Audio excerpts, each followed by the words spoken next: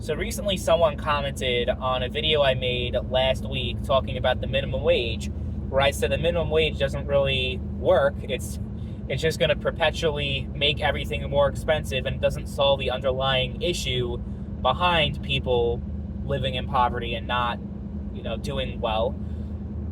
Someone commented, well, in Europe, the minimum wage is higher and they're so much happier and they live so much better. And I'm like, yeah, well, the taxes are also a lot higher. The cost of living is also a lot higher. So even if they, on paper, make more money, it pretty much evens out at the end of the day. So that's one thing. The other thing is, yes, there's a lot of wealth in Europe, and there are a lot of people who are, very rich and doing pretty good. And Europe overall is one of the best places to live in the world by far. If we're just comparing it to the other continents and the other places in the world, absolutely. But the reason why Europe is what it is today is literally because of the United States, especially in the aftermath of World War II. What would Germany be like today if it weren't for the United States getting involved and having, the Berlin Wall separate it, having West Germany and East Germany? The Soviet Union built the Berlin Wall because they wanted to keep people out, to hold people in the communist fucking shithole known as East Germany. So it's like, okay, what would Germany be like today if it weren't for us making sure that we had territory in Germany following World War II, rebuilding that part of Germany? What would Germany be like? What would France be like? What would the UK be like? These are countries that the United States essentially bailed out and saved from annihilation by the Nazis. So I don't want to hear shit about, oh, we're so much better and America is just such a fucking awful country. I'm like, motherfucker, you like they're total snobs. That's what they are. They're snobs. I feel like they're still salty about the Revolutionary War or something. I don't know. Like, why? Like, I've noticed there's so much hate against America from a lot of European folks, not realizing, like, we made you. We made you what you are and what you still are today. If we didn't have NATO, if we didn't have military, like, defense guarantees, to be like, yeah, if you attack Europe, then the United States will attack you. If that was not in place, Europe would be gone right now. And the great lives that you guys are living over there across the pond would not be possible without us. So keep that in mind before y'all talk shit. I'm sorry. Like, I love my European people. I'm not even trying to say that Europe is awful or anything like that. But, and this isn't even about you. If you're someone that has, if you're from Europe and you have respect for the United States, but to just, like, so much, I've seen so much trash talk over the years. Like, ever since I first started getting into politics from a lot of European people, and I don't appreciate that. That's all I'm going to say. I really don't appreciate that.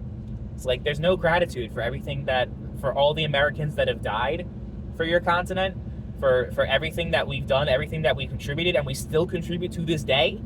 Like, I mean, the Ukraine, for example, would be completely gobbled up by Russia right now if it weren't for our, supplying them weapons and everything. Like, that alone is, like, what keeps Europe, going, is us just giving all our, like, is for selling and giving weapons to them and providing aid and everything like that, and defense, all that shit. Like, there's a reason why most of these European countries, after it's been 80 years since World War II ended, but they still allow American bases in their countries willingly. They don't want America to leave.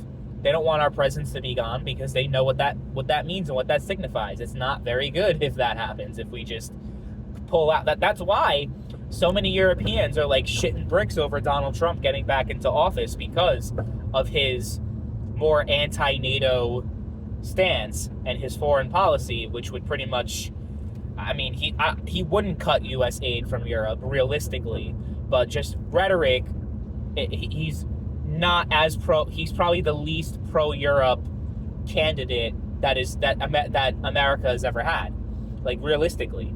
So, but even then, being the least pro-Europe president still gives a shit ton, trillions and trillions of dollars to you folks. So Trump is not really that big of a problem, I don't think. I don't think he's going to be the end of Europe or whatever. But it's like funny how at the same time talk shit about us, but at the same time you're like, oh no, what's going to happen if Trump becomes president and America doesn't help Europe anymore? Like, really?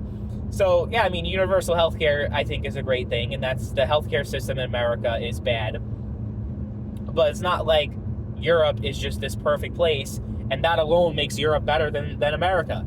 It's just that there's so many things like that. I think America is much better when it comes to freedom of speech.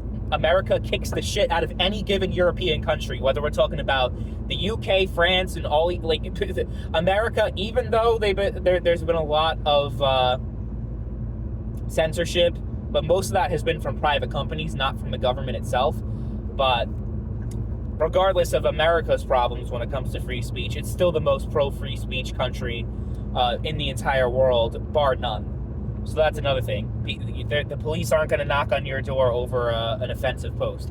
So there's that. They also talk about you Americans and your guns. It's like, well, us Americans and our guns is the reason why we are not part of the UK anymore, why we aren't part of Great Britain. That's one thing. And why we were able to stop them from invading us over 200 years ago. And that was really the purpose of the Second Amendment. People don't understand, especially from other countries, but even in our own country, people don't understand the Second Amendment and what the purpose of it is. If you read the text, it says a well-regulated militia being necessary for the security of a free state, something along those lines. But they look at the well-regulated. Oh, regulated means they need gun control as part of the Constitution. Except the word regulated, the actual meaning and context behind that word in the 18th century was a lot different. The well-regulated essentially meant well-armed and well-supplied, essentially. That's what it meant. So it meant more guns for more Americans was better for the security of the country. And that pretty much held throughout, especially the early part of American history. But statistically, if you look at places that have strict gun laws and places that don't, there's really not much difference when it comes to crime. You're not banning guns doesn't solve the underlying causes of crime and violent crime and murder and all that kind of stuff. And then they talk about the suicide rate, right? Oh, the suicide rate, it's so high. Like, they count, oh, look at all these gun violent deaths. Most of them are suicide. But suicide still counts. It's gun violence. If the person didn't have a gun, they wouldn't have ended their life. Okay, Japan has the strictest gun laws in the world. Not only was the prime minister able to be assassinated with a gun, it was like a handmade gun, but if there's a will, there's a way.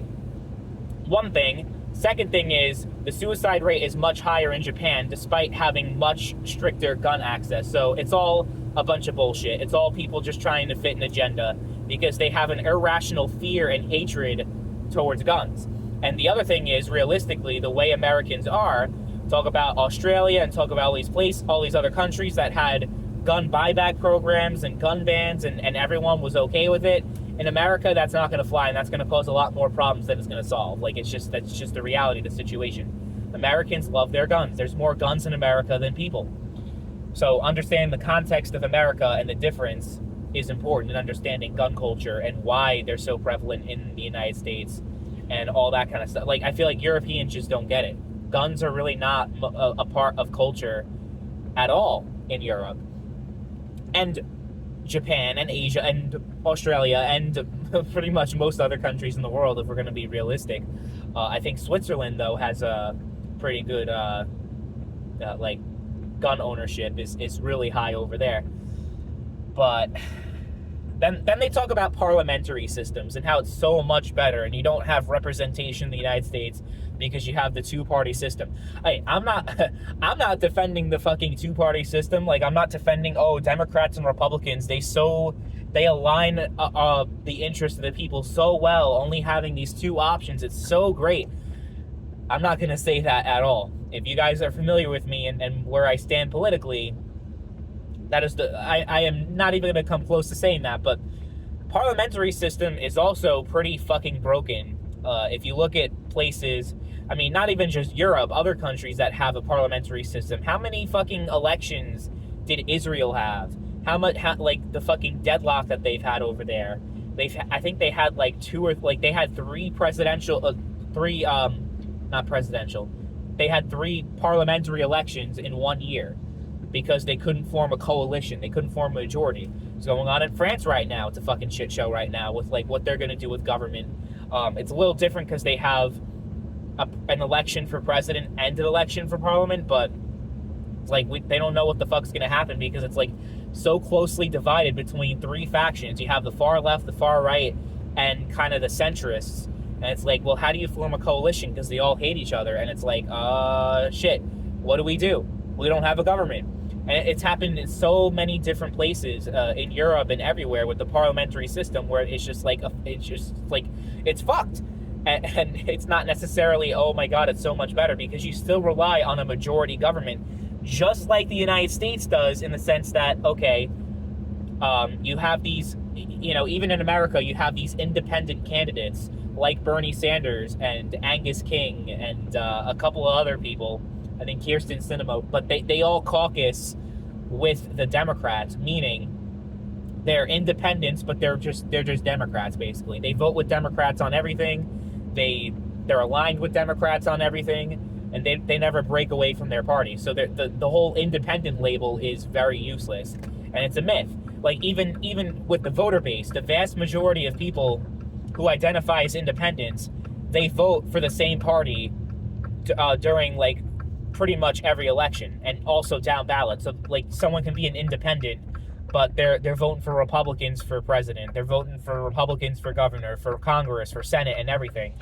So it's like people kind of go along with the system because it's a lot easier to comprehend politics when you just have these two parties. And yeah, it's fucked in the United States, but having all these different smaller parties in Europe sounds like a great thing. But when they don't agree, and when it's a fucking problem, it's like like the way the government is structured is that you have to have a majority consensus, right? You have to have a ruling majority, essentially. So a lot of the time, that results in coalitions, and sometimes that's great because the majority party, let's say it's the Tories or whatever, well, it's not the Tories anymore, but I'm just using that as a hypothetical example. They're like, they can't actually get an outright majority, so they have to work with other parties and bring them in. And as a result, the Tories, or whatever party you want to insert, has to compromise, and so that way there's like more representation. Okay, again, sounds great on paper, but what happens when it doesn't work? There's more dysfunction on the parliamentary side than it is on our federal system that we have in the United States. Just saying. I don't think it's better at all. I'd be the first to be like, okay, we need better, like, this shit is better. I want this system because the two-party system is fucked. And Washington and the Founding Fathers did not envision the shit to go like this. But to be fair, they were part of the problem because they engaged in partisan politics and, with the Federalists and the Anti-Federalists. So it's been fucked for a while, and they kind of contributed to be fair. I mean, I think it's just, it may just be an innate part of human nature to feel like, they want to belong to a tribe. They want to feel like they're part of a larger group. And it's just a lot, it's a lot easier than just looking up each individual issue and like, where do you stand? Because the vast majority of people who I talk to, and I don't think this is much different in Europe, despite you having all these different political parties, the vast majority of people who I speak to, they, when I'm having a political conversation, they lean 90% one way or over the other. Like it's very rarely do they disagree with anything that Democrats are saying if they're left-leaning, and if they're right-leaning, very rarely do they disagree with anything that Republicans are doing. You know what I mean?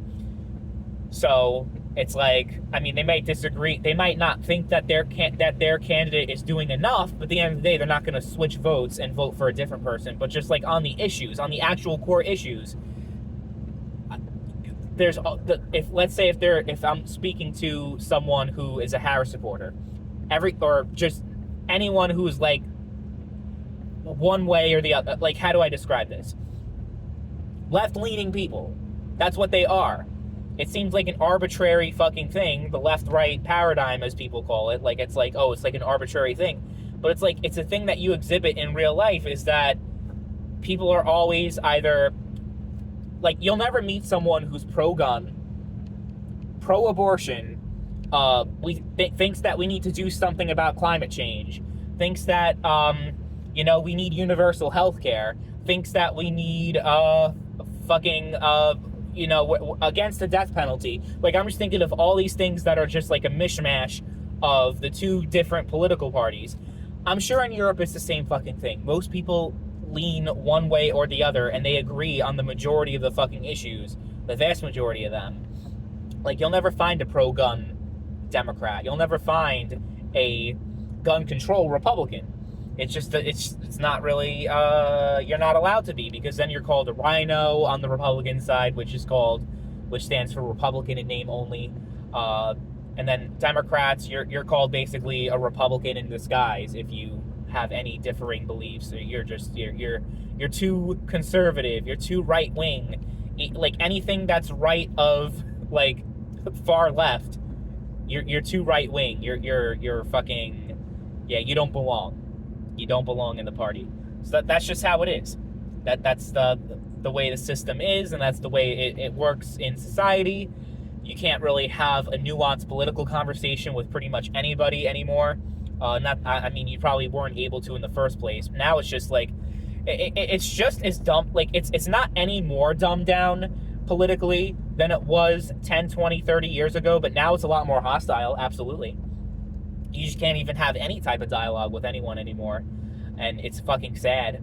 But, I've seen a lot of I've seen the riots, I've seen the protests, I've seen all the division going on in France, so it ain't like, oh my god, America is just this uniquely horrible place and this uniquely broken political system.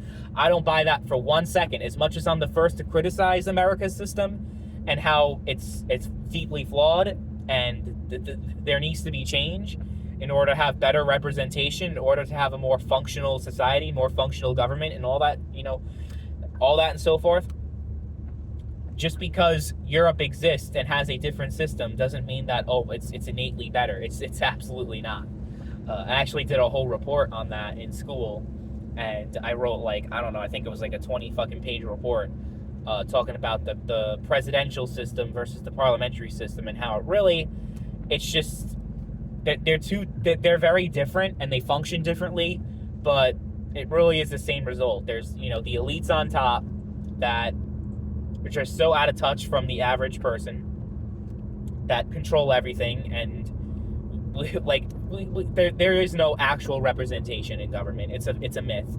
People like to pretend there is, because it makes them feel like we live in an actual, like, oh my god, this, like, it gives legitimacy to the government, essentially, and it makes them feel like, oh wow, it feels great to feel like you're being represented, and we're in a system that accounts for everybody and all that. But shit's just fucking, it's bad, man. Like, there's a reason why I kind of just checked out of politics a couple of years ago, and I'm not really into it like I used to be. Like, oh, if you guys saw me in 2015, 2016, I lived, breathed politics. I loved everything about, I followed everything about that shit, and I believed in the system. I honestly did. I believed in the system, as flawed as it was. I believed in it, and I don't believe in that shit no more, no.